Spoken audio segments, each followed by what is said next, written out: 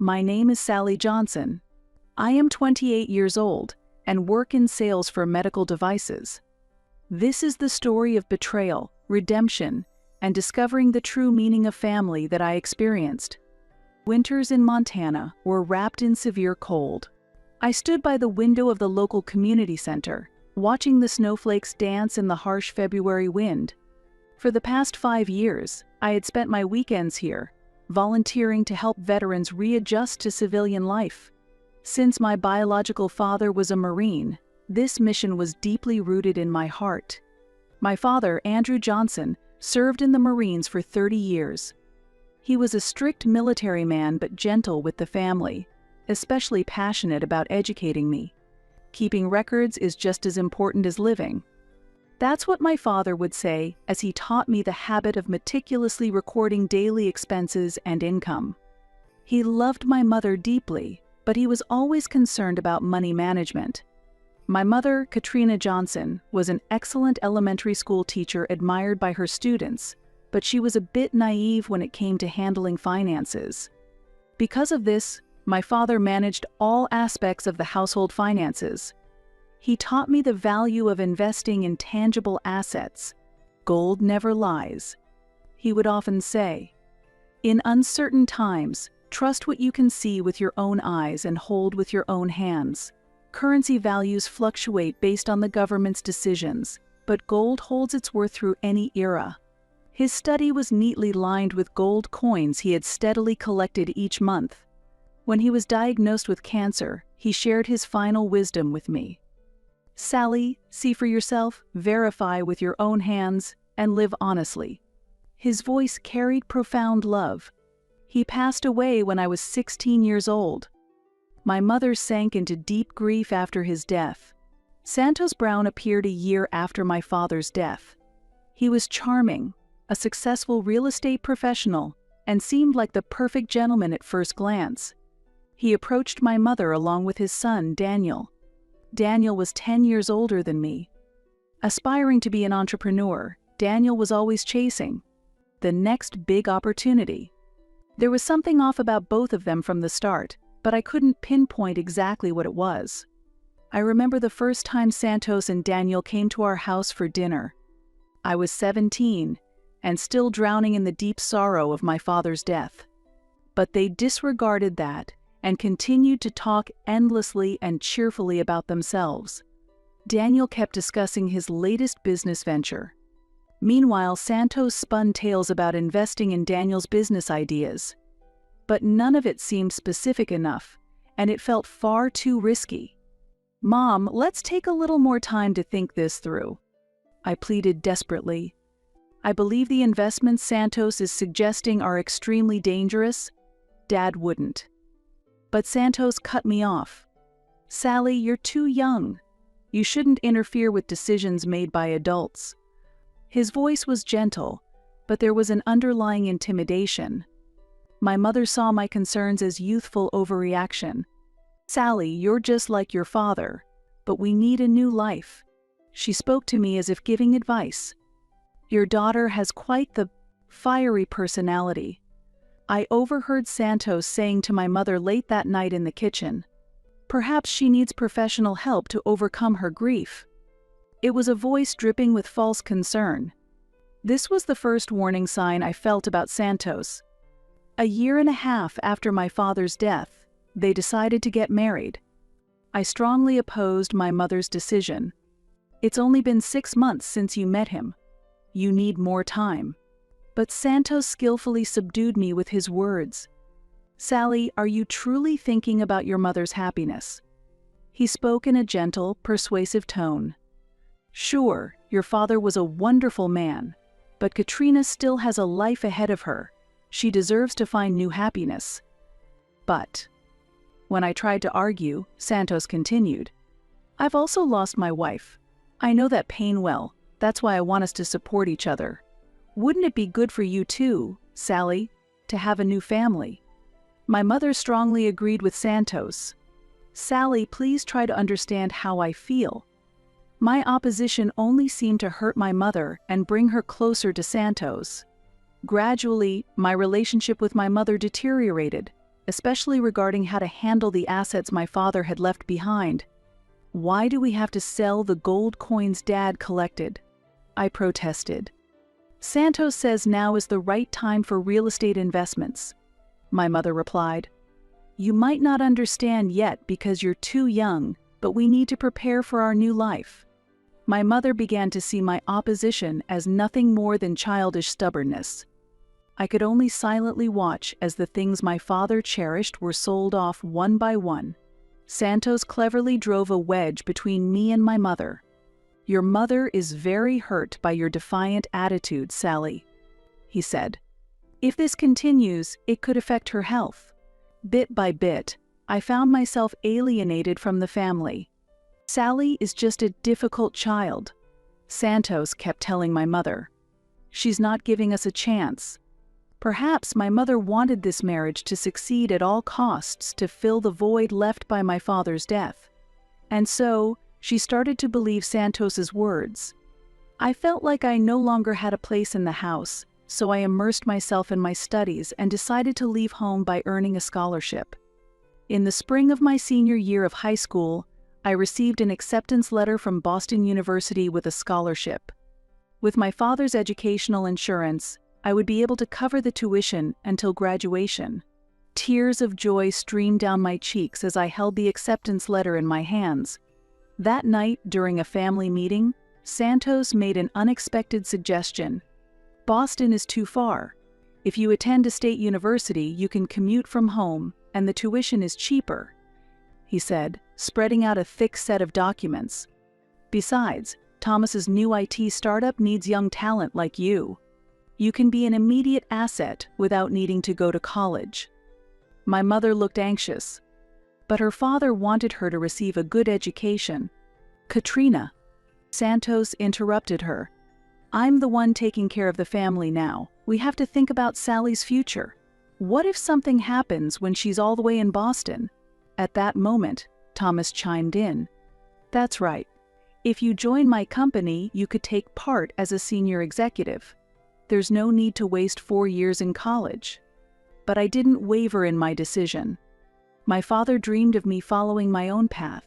I want to make that dream a reality. Santos's expression twisted for a moment. "Well, if you end up regretting it, I won't be responsible." Later, I found out that Santos feared my departure would weaken his influence over my mother. He even tried to interfere with my job after graduation. During my senior year of college, I secured a job offer from a major medical device company. It was a sales position, but there was potential to move into product development in the future. When I returned home for Thanksgiving break, Santos voiced his opinion again. "A sales position in medical devices?" He poured himself a glass of expensive wine as he spoke. "Why would you go to college just to become a mere salesperson? Thomas's new medical venture could offer you a role as Chief Technology Officer." "But I'm interested in this job," I replied. "Interested?" Santos laughed mockingly. "You graduated from Boston University with top grades and inherited your father's assets, yet you're willing to waste all that." My mother watched anxiously. "Sales in medical devices is by no means an easy job," I said calmly but firmly. "There are times when I'll be present in operating rooms. I'll need to build trust with the doctors. And most importantly, this job involves the lives of patients." "Huh?" Santos scoffed. "Justifying yourself like that is your choice, but you lack ambition. At this rate, you'll live a half-baked life forever." At the time, I didn't realize it, but this was one of his typical manipulative tactics. He aimed to undermine my confidence and place me under his and Thomas's control. Ironically, it was his attitude that solidified my resolve. Investing in gold was my way of honoring my father's teachings and maintaining a tangible connection to him. Every year, I converted a portion of my savings into gold bars and stored them in the safe at my parents' house. In hindsight, I regret that decision. Back then, I lived in a shared house, so I thought my parents' home was safer. The moment my suspicions about Santos became crystal clear was during last year's Christmas break. That day, I had returned home. Since my mother was bedridden with a cold, I offered to help her manage the household bills. While searching her desk drawer for the invoices, I stumbled upon her credit card statement. As I reviewed it, my heart nearly stopped. Over the past 3 months, there were multiple purchases of expensive jewelry made under my mother's name. My mother wasn't particularly interested in jewelry. She only ever wore her wedding ring, a keepsake from my father, and a necklace Santos had given her on their anniversary. What caught my attention even more were the transaction locations: Las Vegas, Miami, and the Cayman Islands, places I hadn't heard of her visiting recently. The name, Brown Holdings, appeared frequently on the statements. This was the name of Santos's real estate company. "Mom, what is this?" As I was about to take the statement to my mother's bedroom, I ran into Santos in the kitchen, where he was making coffee. His eyes were glued to the statement in my hand. "Oh, that's just a business expense of mine," Santos explained with his usual gentle smile. "It's more tax efficient to go through Katrina's account. Don't worry, everything's been properly handled."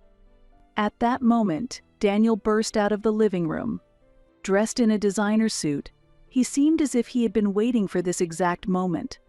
"Sally, you're just in time." Daniel began speaking excitedly. "Let me tell you about this new cryptocurrency project. It's an innovative platform for real estate transactions using blockchain.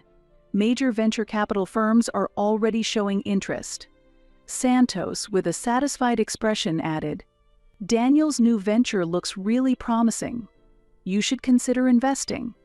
Their voices overlapped, cleverly drowning out my questions. Looking back, it was clearly a staged performance. A perfect act by father and son to dodge my pursuit. That day, I lost my chance to speak with my mother. Then, the event that would expose Santos's true nature took place. That day, I was volunteering at the local community center, helping veterans. At 2:47 p.m., the phone rang. On the other end, I heard Santos's voice. "Sally, there's something I need to tell you. I've invested your gold bars in Daniel's new venture." I felt the blood drain from my face. The gold bars he had invested were the savings I had carefully built up over 5 years, stored in the safe at my parents' house. Only my mother and I were supposed to have access to that safe. It was my father's final gift to me. After being diagnosed with cancer, he purchased a state-of-the-art safe equipped with biometric features, knowing I would need it as an adult. The safe had a 2-step authentication system requiring both a passcode and fingerprint recognition from my mother and me. I had hidden the safe in my late father's study, as I didn't trust Santos. I had believed its existence was completely hidden from him. The main safe in the master bedroom on the 2nd floor held wedding memorabilia and everyday jewelry. Santos only knew about that safe, or so I thought. But as I would later learn, Santos had skillfully manipulated my mother into revealing the location of the hidden safe. "What have you done?" My voice was barely a whisper, but my inner rage roared like thunder. "Sally, we're family," Santos continued condescendingly. "Daniel has an incredible opportunity in his tech startup. The investment is guaranteed to triple within 6 months." Without saying a word, I hung up the phone. My hands were trembling, but my mind was razor sharp. My experience in medical device sales had taught me to think strategically in critical situations. I swiftly sprang into action. First, I called the law firm that handled my father's estate, Williams Associates. James Williams Jr., my father's close friend, had always looked out for me. "This is clearly a case of theft, Sally," James said after hearing my story. "We need to act quickly. Do you have all the gold purchase certificates?" Of course I had them. As my father had taught me, I had meticulously recorded every transaction. Next, I called all the dealers from whom I had purchased gold over the past 5 years. Most of them were high-end precious metal dealers in Boston, where I lived before moving to Montana. They confirmed my suspicions. 2 days ago, a man claiming to be Santos Brown had called and inquired about selling gold purchased under my name. The dealers, following standard procedures, had requested identification and purchase certificates to verify the sale. More importantly, they needed the correct answers to security questions I had set up during the purchases. This was a security measure I learned from my father. Thanks to this additional verification step, Santos had failed to answer the questions correctly, and the transactions had been blocked. My phone rang again. It was James Williams, Jr. "I've contacted the police's financial crime unit," he said. "Due to the large amount involved, they're taking an interest. There's a possibility that other victims exist as well." Other victims. Those words hit me like a weight on my chest. How many people had Santos and Daniel deceived so far? The investigation progressed rapidly. As the police uncovered over a decade's worth of investment fraud, Santos's perfect facade began to crack. He had used his real estate business as a front, building trust within the community, and then exploiting that trust through various schemes. It became clear that my mother had also been a victim for many years. Santos had systematically withdrawn funds from her accounts, forged signatures on documents, and manipulated her into believing everything was fine. "Ms. Johnson, take a look at this," the police officer said, pointing to the transaction history of multiple accounts under my mother's name. "Over the past 10 years, approximately $500,000 has been systematically withdrawn." My hands trembled. That amount was nearly the same as the life insurance money my father had left for my mother. Every month, he moved small amounts of money, nothing significant enough to raise suspicion. It appears he labeled it as a family investment trust. Apparently, my mother had been receiving fabricated monthly earnings reports. In reality, the funds had been funneled through shell companies and ultimately into accounts in the Cayman Islands. "Your mother is a victim, Sally," the officer said gently, placing a hand on my shoulder. "But she's safe now, thanks to you." 3 days later, the confrontation took place.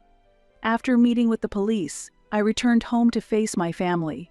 The officers set up recording equipment, and I stepped into the house where I had grown up, preparing for one of the most difficult conversations of my life. Santos was seated in my father's old leather armchair. My mother was nervously arranging flowers in the kitchen, and Daniel paced around the room. As always, he was dressed in designer clothes and wore an expensive watch. Now that I knew the source of their wealth, the sight of him made me feel sick. "Let's talk," I said, my voice sounding stronger than I felt. Santos's smile didn't reach his eyes. "Is this about the gold bars? Sally, you're overreacting. This is a family matter." "Family." I let out a bitter laugh. "Is stealing from your stepdaughter what a family member would do? Is deceiving your wife a family thing to do?"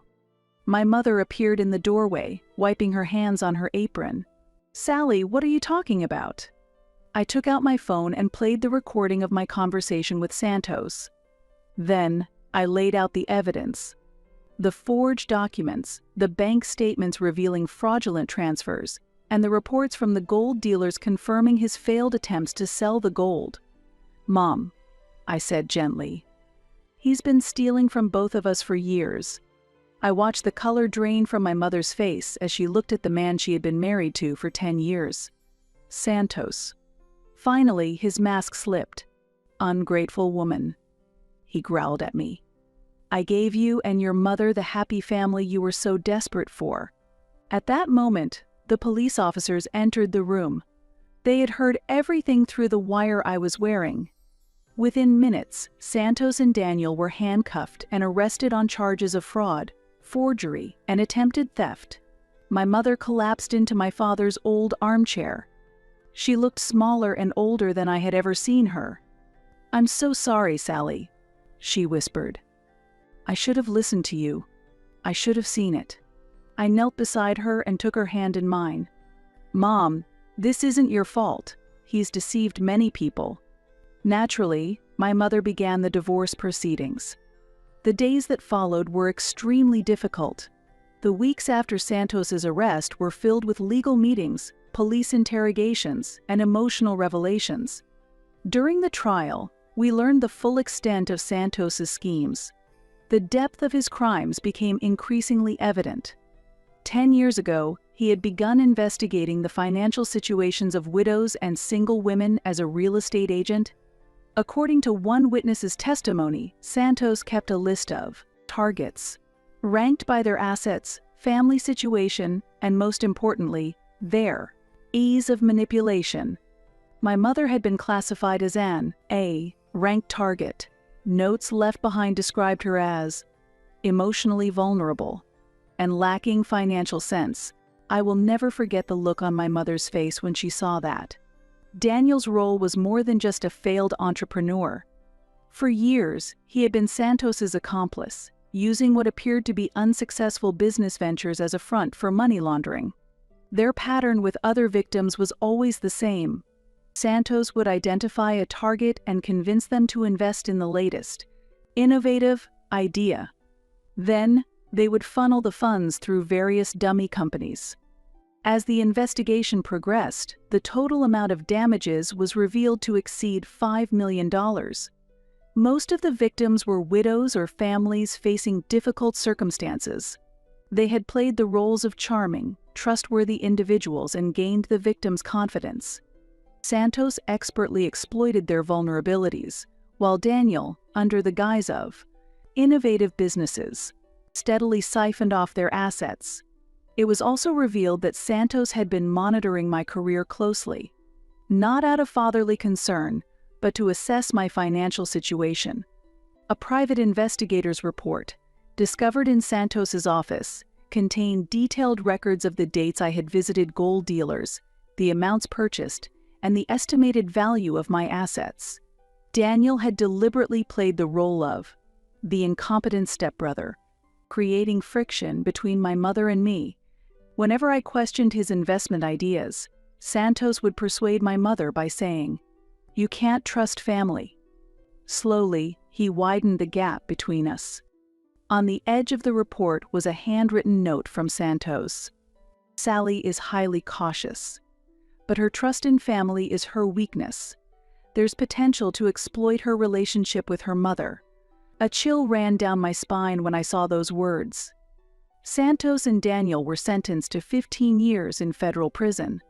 The judge emphasized how they had exploited family bonds and vulnerable individuals, delivering a harsh sentence. The case garnered national attention and became a catalyst for other victims of similar schemes to seek justice. I continue to volunteer at the community center once a week. One of my father's former colleagues encouraged me after the trial. "Your father never backed down from a fight. And Sally, neither did you. You fought for justice with the same courage your father showed on the battlefield." I still invest in gold, but now it's safely stored in a secure deposit box at a bank in Boston. The safe in my mother's house now holds my father's photographs and letters. Precious memories far more valuable than any gold. My mother established a foundation to support women recovering from financial abuse. Having reclaimed her voice and strength, she now speaks at conferences and support groups, turning her pain into purpose. One morning, a year after the incident, my mother and I sat on the porch drinking coffee. We watched as the Montana sunrise painted the sky in shades of pink and gold. "Your father would be so proud of you," my mother said softly. "Not just for catching Santos, for becoming the woman you are today." I squeezed my mother's hand tightly. "Dad would be proud of both of us. We survived, and we've become stronger." I realized that my father's lessons about gold were, in fact, lessons about life. I chose to fight for justice, to protect what was mine, and to honor my father's memory. In doing so, I not only safeguarded the inheritance but also strengthened the bonds that truly mattered.